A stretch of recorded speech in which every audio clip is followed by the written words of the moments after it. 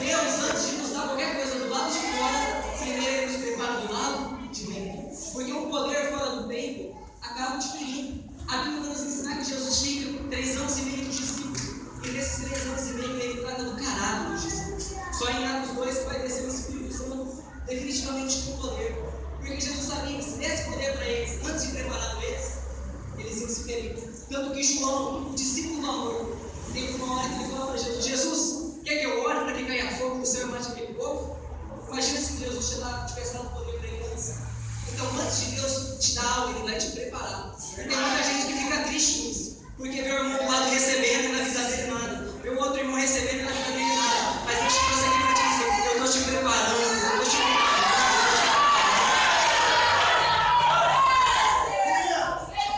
Eu quero falar com vocês sobre um jovem que é fruto de uma espera. E além de ser fruto de uma espera, ele teve que esperar muito tempo para que a promessa se cumprisse na vida dele. Abra sua Bíblia em Gênesis 37. Gênesis 37, 2. Vai adorando, vai glorificando. Gênesis 37, 2. Diz assim a palavra do Senhor: esta é a história da família de Jacó. Quando José tinha 17 anos, quantos anos ele tinha? 17. Pastoreava os rebanhos com seus irmãos. Ajudava os filhos de Bila e os filhos de Silpa, mulheres de seu pai, e contava o seu pai a má fama deles. Ora, Israel, Jacó, gostava mais de José do que qualquer outro filho, porque ele lhe havia nascido na sua velhice. Por isso mandou-lhe fazer uma túnica longa. Quando seus irmãos viram que o pai gostava mais dele do que de qualquer outro filho, odiaram-o e não conseguiam mais falar com ele amigavelmente. E certa vez José teve um sonho. Ele teve? E quando contou aos seus irmãos, eles passaram a odiá-lo ainda mais. Qual foi o sonho que tive? Disse-lhes: estávamos amarrando os feixes de trigo no campo, quando meu feixe se levantou e ficou em pé, e os feixes se agitaram ao redor do meu e se curvaram diante dele. Os seus irmãos lhe disseram: então você vai reinar sobre nós? Quer dizer que você vai nos governar? E odiaram ainda mais por causa do seu sonho e do que tinha dito. Depois teve outro sonho e contou aos seus irmãos. Tive outro sonho, e dessa vez o sol, a lua e 11 estrelas se curvavam diante de mim. Quando contou ao seu pai e aos seus irmãos, o pai o repreendeu e lhe disse: que sonho foi esse que você teve? Será que eu, a sua mãe, os seus irmãos, viremos a nos curvar diante de você? E assim os seus irmãos tiveram ciúmes dele. Mas o pai, entretanto, refletiu. José era um menino novo, era um menino sonhador. José era aquele menino que você olhava para ele e você ia falar para ele: você tem tudo para dar? Certo. A Bíblia vai dizer que ele era novo, tinha 17 anos. A Bíblia em Gênesis 39 vai falar assim que ele era bonito, tinha boa aparência. Além de ser novo, sonhador, bonito, o pai ainda tinha boas finanças. Jacó era rico, Jacó tinha dinheiro. Então José tinha tudo para dar? Certo. Só que certa vez Deus vem e põe um sonho nele. Deus dá um sonho para ele. E os dois sonhos são sonhos proféticos. Tanto um como o outro se revela que ele iria governar. Só que antes de Deus colocar o governo na mão dele, Deus precisava tratar com ele. Deus precisava ensiná-lo a administrar. Como que ele iria governar se não sabia administrar? Então a Bíblia vai dizer agora que Deus precisava arrancar José da sua barriga. Arrancar ele como eu disse para Deus ensinar para ele lições. A Bíblia vai dizer assim que o seu pai fez uma túnica para ele. Túnica fala de honra, fala de status. E certo dia Jacó olha para ele e fala assim: ó, vai até o campo primeiro que os seus irmãos estão fazendo e me traga a notícia. A Bíblia fala assim que José pega e vai ver os seus irmãos. E quando ele estava chegando, de longe, a Bíblia vai dizer assim que os seus irmãos o viram e disseram: lá vem o sonhador. De longe, antes dele chegar, e trabalha no seu coração natal. Nosso testemunho é muito importante. O que as pessoas têm visto de você? Será que quando vê você de longe fala: o sonhador? Ou será que falou caloreiro, fofoqueiro? O que será que as pessoas têm visto de você? Hoje em dia, as pessoas são cansadas de ouvir sobre Deus. Tem muitas pessoas que sabem mais Deus que nós. Elas têm a sede de ver Deus. E nós não conseguimos ver Deus através das pessoas. Eu já estou falando para você: zere pelo seu testemunho. Não que a opinião das pessoas sejam melhores, o que você tem que se importar, mas o seu testemunho é essencial. Eu conheço muitas pessoas que têm raiva de crente, porque falam: toda vez que eu fiz negócio com crente, ele não me pagou. Só que as mesmas pessoas falam assim: por causa de você eu vou em tal lugar, você é diferente. Porque quando o Espírito de Deus está sobre a nossa vida, as coisas são diferentes. Se você nasceu no berço evangélico, eu tenho certeza que você notou que a sua vida mudou depois que você entendeu. Porque o Espírito Santo começou a fazer parte da sua vida. Você mudou o jeito de tratar os seus pais. A sua casa antes podia não ter muita paz, mas hoje tem. Aonde você vai, até o jeito de você falar. Porque não foi você, foi o Espírito Santo. E aonde Jesus chega, alguma coisa tem que acontecer. Só que quando ele de longe planejaram matá-lo. E a Bíblia vai dizer assim que quando ele chega, arrancam as suas vestes e está com ele no bolso. Se colocar a veste significa honra, tirar as vestes significa expor vergonha. Às vezes você entrou aqui hoje e está como José. Você tinha uma condição boa, você estava num lugar bom da vida, estava na melhor fase do seu ministério. Mas às vezes tentaram te matar, arrancaram a sua cara. Só que o que eu acho interessante é que arrancam a roupa dele, está com ele no bolso. Deus não fez nada. Isso não aconteceu só com ele. A Bíblia vai dizer assim que Jesus, no processo da crucificação, arrancou a sua roupa, rasga ela em 4 partes. E Deus também não fez nada. Deus, Jesus era o próprio Cristo encarnado. José, ele tinha a presença de Deus e Deus não fez nada. Para ensinar para mim e para você que o seu sofrimento não mexe com o coração de Deus. Tem muitas pessoas que ficam sofrendo dentro da igreja e querem que Deus faça as coisas. Eu estou na igreja e Deus não fez nada. A minha vida não muda. E acha que o seu sofrimento tem que comover a Deus. Ei, seu sofrimento não mexe com o coração de Deus. Mas eu vou te mostrar o que mexe com o coração de Deus. A Bíblia vai dizer assim que Paulo e Silas eram homens de Deus, estavam pregando a palavra, cheios do Espírito Santo. Só que certa vez prenderam ele, açoitaram ele, e Deus não fez? Só que deu meia-noite, um olhou para o outro e falou: eu vou orar aí e você canta aí. E quando eles começaram a adorar, a Bíblia vai dizer que Deus desceu dentro da casa. O seu sofrimento não mexe com o coração de Deus, mas a sua adoração mexe.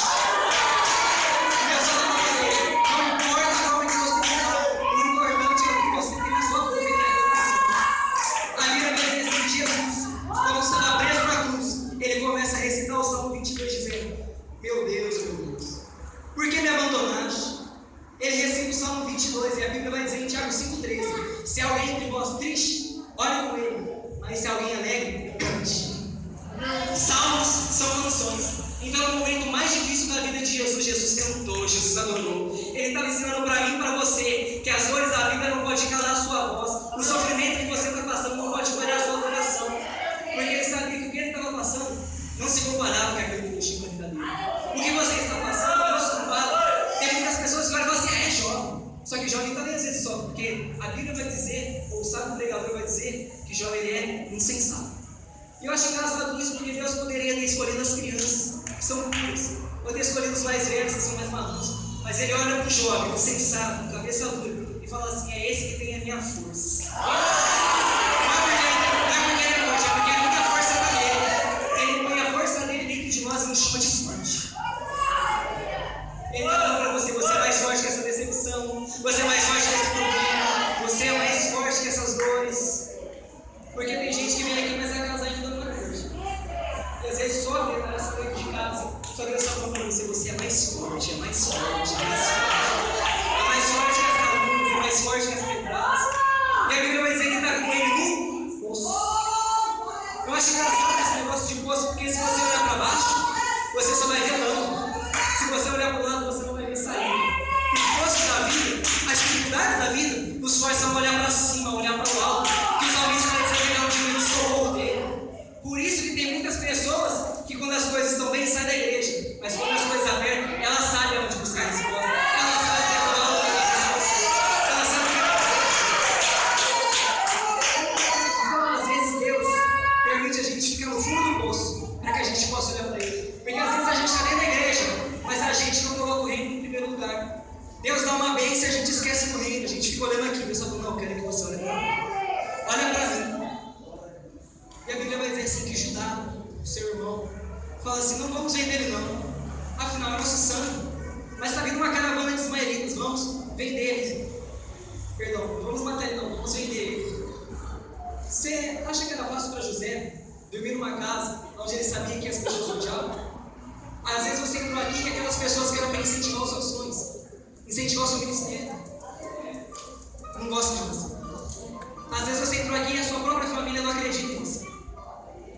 José. Mas em momento nenhum você vê José xingando, reclamando, falando mal dos seus irmãos. Então a Bíblia vai dizer assim que Judá, ele fala assim, não vamos matar, mas vamos vender. Em outras palavras, eu quero que ele morra, mas não pelas minhas mãos. Cuidado com o que você deseja para as pessoas, porque tudo que você deseja na vida do próximo, Deus faz acontecer na sua. A Bíblia vai falar assim que vendem José, e o próximo capítulo já vai dizer que Judá vai te contar a história de Judá e Tamar. Judá ele tem 3 filhos, e ele dá para o mais velho uma moça chamada Tamar. Só que esse primeiro filho mais velho, ele faz o possível, e Deus mata.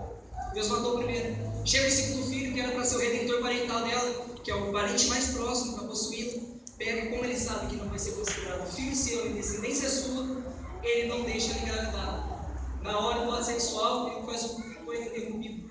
E Deus, quando olha aquilo, a Bíblia fala assim: que Deus fica irado e mata o segundo filho. O terceiro filho agora era mais novo, não podia dar para ele em casamento. Então a Bíblia vai dizer que ele olha para Tamar e fala assim: Tamar, fica com vestes de viúva, espera, porque o meu filho mais novo vai crescer. Só que passa o seu tempo, a Bíblia vai dizer assim que ele vai caminhar. E no meio da caminhada ela fica sabendo que Judá está indo caminhar. Ela troca as vestes de viúva e coloca outras vestes. Coloca um véu no rosto, como se fosse uma prostituta. E a Bíblia vai dizer que ela fica esperando ele chegar. E quando ele chega, ele olha para ela e fala assim: eu quero me deitar com você. Mas ele não sabia que era ela, porque o seu rosto estava tampado. E a Bíblia vai dizer assim que ele deita com ela. E ela fala assim: o que você vai me deixar de garantia? E a Bíblia vai falar assim que ele deixa o seu cordão, deixa o seu anel. Passa-se 3 meses, descobrem que ela está grávida, porque a barriga começa a crescer. E ele olha para ela e fala assim: ela tem que morrer. Só que ele não sabia que ele era o pai da criança. E ela pega e manda uma carta para ele dizendo: olha, isso aqui foi a pessoa que me engravidou. E quando ele olha e vê que ele nasceu, ele fala assim: ela é mais inocente do que eu. Sem ele saber, ele vendeu a sua honra, vendeu a sua dignidade. E aquilo que ele desejou para Moisés aconteceu na vida dos filhos dele. Ele desejou a morte, Deus matou seus 2 filhos. Ele vendeu José, e agora Deus permite que ele venda a sua honra, a sua dignidade. Cuidado com o que você deseja para os outros, porque independente de quem quer ver o seu mal, eu desejo bem. A Bíblia vai dizer que enquanto Jó orava pelos seus amigos, Deus restituía a sua sorte. E a Bíblia vai dizer agora que José chega no Egito. E chegando no Egito, tem um homem, um oficial de Faraó, que tem por título Potifar. Potifar não é um nome, é um título. Só que tem uma linha de pensamento, alguns teólogos afirmam que o título Potifar, eles davam para as pessoas que eram castradas ou eunucos. Se isso for verdade, vai nos explicar muita coisa que aconteceu na casa de Potifar. A Bíblia vai dizer assim que Potifar compra ele e leva ele como escravo na sua casa. Só que tem um detalhe: quando ele chega lá, tudo que ele põe a mão dá certo. O que ele faz dá certo. Então agora Deus começa a ensinar José a administrar. Deus começa a ensinar José a governar dentro da casa de Potifar. A Bíblia vai dizer assim, que quando Potifar vê que Deus está abençoando as coisas, Potifar olha para ele e reconhece que ele servia a um Deus vivo. Eu acho engraçado isso, porque o Egito é um lugar de vários deuses, só que Potifar teve que reconhecer que havia um único Deus na vida de José. Detalhe, a Bíblia não fala que ele falou alguma coisa para Potifar. O testemunho de José falou por ele. O meu testemunho, o seu testemunho, revela muita coisa sobre nós. E a Bíblia vai dizer agora que Potifar coloca ele como chefe da administração da sua casa. Tudo que José punha a mão, Deus abençoava. E a Bíblia vai dizer que tudo quanto Potifar possuía, Deus abençoou por causa de José.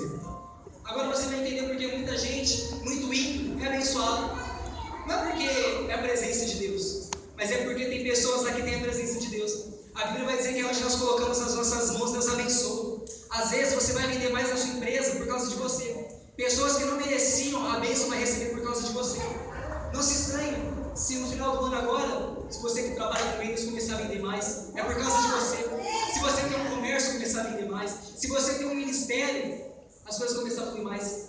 Porque tem pessoas que Deus usa, mas nem todo mundo tem um caráter de um homem de Deus. A Bíblia vai dizer assim, que no grande dia muitos vão chegar e falar: eu curei em seu nome, eu profetizei em teu nome, eu salvei em teu nome. Jesus vai olhar para eles e vai falar: meu nome cura mesmo, o meu nome salva mesmo, mas eu não sou isso, porque dom Deus dá para ímpio e dá para justo.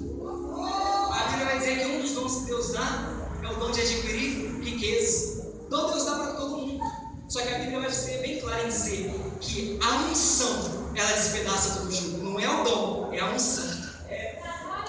muita gente muito usada, mas que não é homem de Deus. Eu conheço muito pastor que Deus usa para revelar seu nome, seu CPF, que câncer, esse período na hora, ele põe a mão, o câncer sai. Só que não tem caráter. É muito usado, mas não tem caráter. Tome cuidado. Prefiro levar pessoas para sua igreja que vive o que prega, do que levar pessoas que é muito usado. Eu tenho medo quando falar para mim, o fulano é muito usado. Mas a Bíblia vai dizer agora que começa a colocar ele para administrar. Ele começa a administrar. E tudo que ele põe a mão dá certo. E logo depois que ele aprende a administrar, a Bíblia vai nos dizer que José tinha boa aparência. Quando ele aprendeu a administrar, Deus precisava criar uma situação para tirar ele de lá. Porque se tudo continuasse dando certo, ele iria continuar na casa de Potifar para sempre. Mas Deus tinha muito mais que uma casa para ele. Deus tinha um palácio. Deus tinha muito mais que uma casa para ele governar. Deus tinha uma nação. E agora você vai entender, porque muitas vezes você estava numa porta muito boa, só que a porta se fechou. E você vem triste para a igreja e fala: Deus, eu não aceito isso. Eu estava bem, muita gente ainda com o diabo. Tudo é o diabo. Tira o diabo, Deus. Nem tudo é o diabo. Deus permite muitas coisas. O que Deus faz hoje, a gente não entende. Mas no tempo certo a gente vai entender. E a Bíblia vai dizer assim: que a mulher de Potifar começa lá em cima dele. Só que chega um dia que ele pega e ele fala assim: poderia eu pecar assim contra Deus? Ele estava mais preocupado em pecar contra Deus do que desapontar Potifar. E eu aprendi algo muito lindo aqui. Tem pessoas que dizem que dinheiro e poder muda a cabeça das pessoas. Mentira.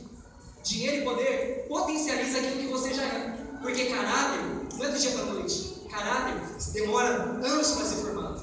Se uma pessoa que recebeu o poder ou recebeu o dinheiro e começou a pisar, não se preocupa não, ela já era assim. Ela só não tinha o poder ou o dinheiro suficiente para fazer isso. Porque caráter é aquilo que você faz quando ninguém está te vendo. A Bíblia vai dizer que eles estavam sozinhos e José preferiu agradar a Deus do que agradar os homens. E todas as vezes que você prefere agradar a Deus do que agradar os homens, pode ter certeza que muitas vezes isso vai te levar a lugares que pode até destruir, mas o principal vai estar com você, que é a presença de Deus.